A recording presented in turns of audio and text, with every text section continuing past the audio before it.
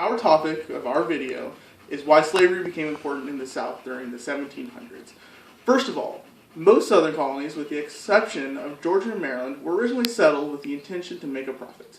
Virginia was a joint stock colony founded by the Virginia Company, while the Carolinas were settled by the sons of wealthy planters seeking land to make plantations.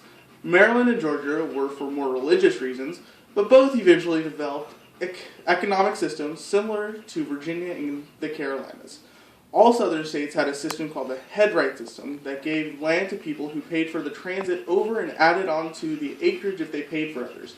And for the indentured servants, freedom dues were paid in land as well. The acreage of these acts could be up to 150. Thus, farmers could acquire large tracts of land to grow crops, which attracted many people to the southern colonies.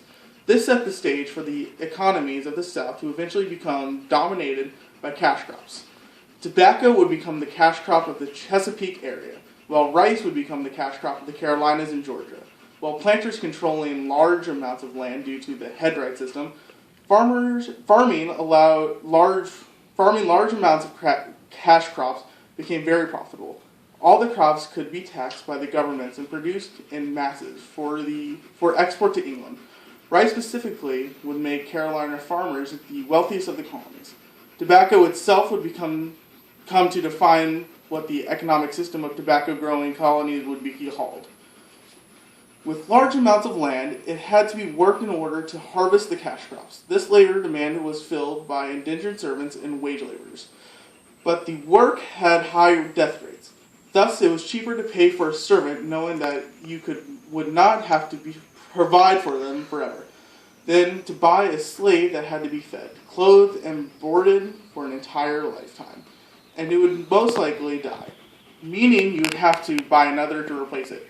In addition, slaves early on were very expensive due to England's Royal African Company's monopoly on slave trade, so initially slavery was not very profitable. Eventually, though, measures in the southern colonies, as well as in change in certain economic fortunes of planters, led to the rise of slavery importation in the South. In this Chesapeake area, Virginia and Maryland sought to improve working conditions for whites.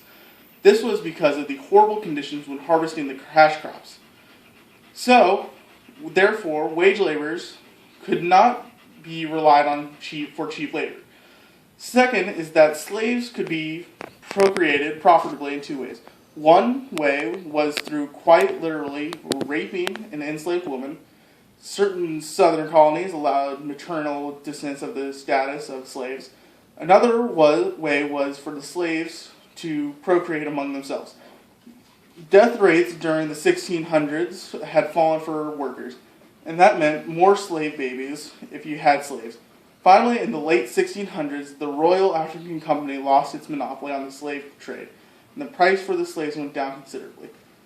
So slaves became important in the South during the 1700s because slaves were now a commodity that could be renewed profitably as free labor, and large tracts of land could thus be worked by them to produce lucrative cash crops. To produce lucrative cash crops, yeah.